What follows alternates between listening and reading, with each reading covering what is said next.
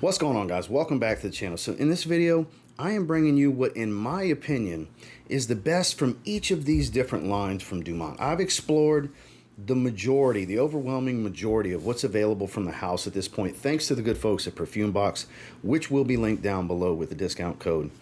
If you're interested in checking anything out from Dumont, and they have far beyond Dumont, they are an official distributor for them, but they have other affordable fragrances, Middle Eastern stuff, designer, niche, and so on at competitive prices.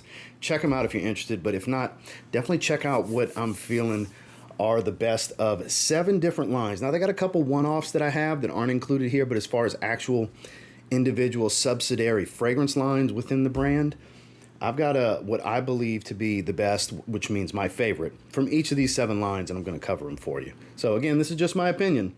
Your favorite may differ, but let's get into it. Stay tuned.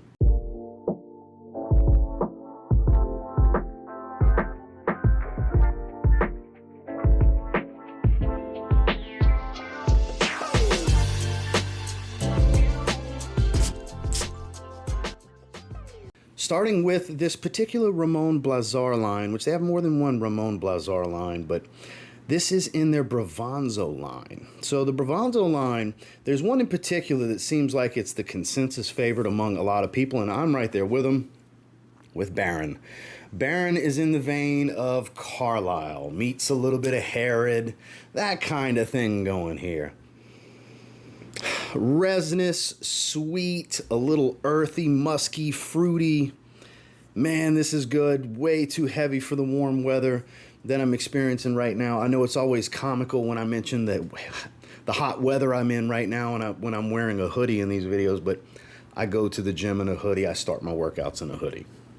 I do cardio in the mornings in a different hoodie. I wear hoodies when I work out. I don't know what to tell you. It's because I know it's ironic when I mention that while wearing a hoodie. Because, yeah, it's hot and humid outside. But this is not the fragrance for the current setting. But when the cooler weather rolls around, more specifically, I would say the winter time, because this is a heavy, thick, darker fragrance. Very, very rich, crazy performance. Again, if you like fragrances like Carlisle, that it doesn't have that tobacco element that would tie it into, say, like a red tobacco, for example, but it has a lot of the sweeter, more resinous qualities to it, as well as some smokier elements, ambery tones, just a beautiful, rich, dark, resinous fragrance. That's just so good. I got to say, to me, it's clearly the best of the bunch. They do have 2 other ones that I really, really like, but I think the overwhelming majority would agree that in the Bravanzo line, Baron is their best offering. Now, when it comes to the Nitro line, it's going to be divisive. Not everybody's going to agree with me. Some will say Nitro White. Some will pick one of the black flankers of maybe Platinum or Intense or something. But for me, it's Nitro Red. Very, very easy choice for me. Watermelon Invictus. It smells like artificial watermelon, like a watermelon Jolly Rancher, mixed with that bubblegum aquatic tone of Invictus, a little touch of the spice from Hawass. Just in that Hawass Invictus family, basically. But instead of a plum fruitiness of Hawass, you got watermelon. Instead of a citrus dominance in Invictus, you got watermelon. You see where I'm going with this? Watermelon is the biggest difference here, and it's so enjoyable. To me, the way I've always described it, it literally smells like melting a Jolly Rancher, then mixing it into a bottle of Paco Rabanne Invictus. And it performs great. It performs great. It's a fun, youthful, casual scent. Nothing serious here. Daytime wear. Fun night out kind of stuff. Not the best first date or formal event kind of fragrance, but, you know, fun stuff. Go and have drinks, bowling, movies, Top Golf, that kind of stuff. Yeah, hell yeah. You can definitely have some fun with this. It's that kind of fragrance. High compliment factor. Very easy to like, but again, on the synthetic side, but not as synthetic as Hawass or Invictus. It does come across a bit smoother than those, with phenomenal performance. To me, it's the best one in the Nitro line. It's Nitro Red. Now, when it comes to the Celerio line, it was really difficult to pick between 2. And I had to think about it, and it's like, well, which one do I talk about more?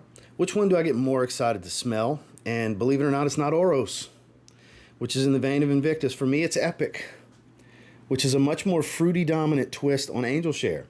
It has all that bright, warm spice, heavy spice of cinnamon, that booziness, a nice ambery tone, but a nice fruity sweetness at the top that I get. The quality here is really good. and much better than the Nitro line and the Bravanzo line. Like, we're stepping up the quality with this one.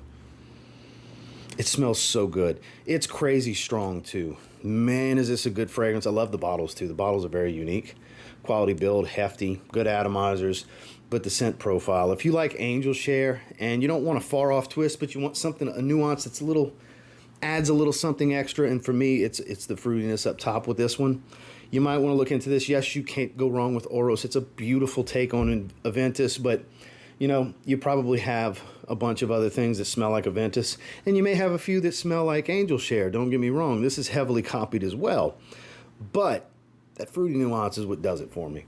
So, Celerio Epic. Now, with the Soprano line, this particular fragrance, this was difficult too, because all three of the ones I have in this line, it's like, pick your poison. But I had to go with the one that speaks to me as more of a daily wear, masculine tones.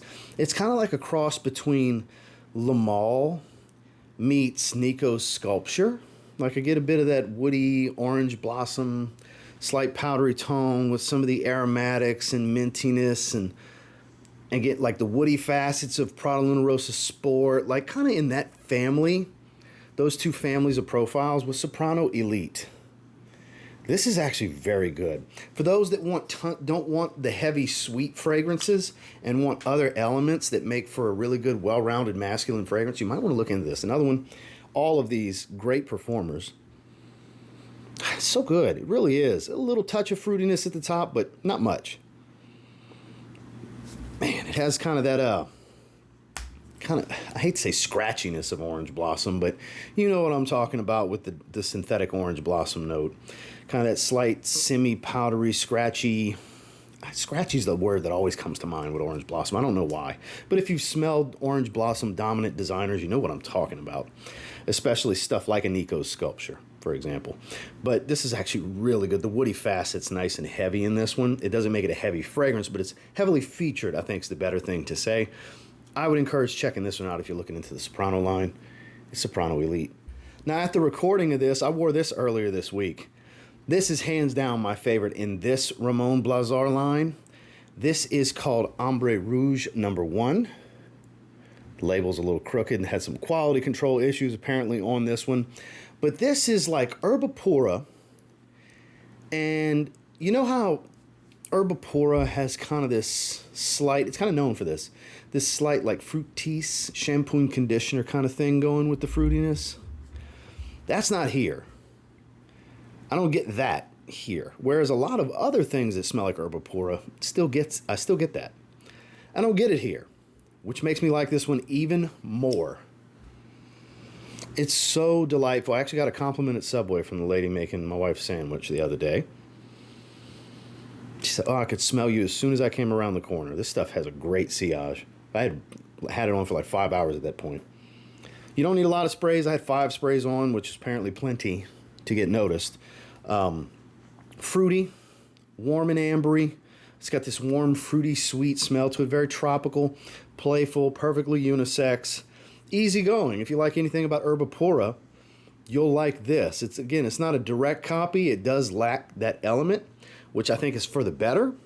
I'm not saying it's better than Herbapura, but I'm saying it's pretty damn good in its own right. Ramon Blazar, Ambre Rouge #1.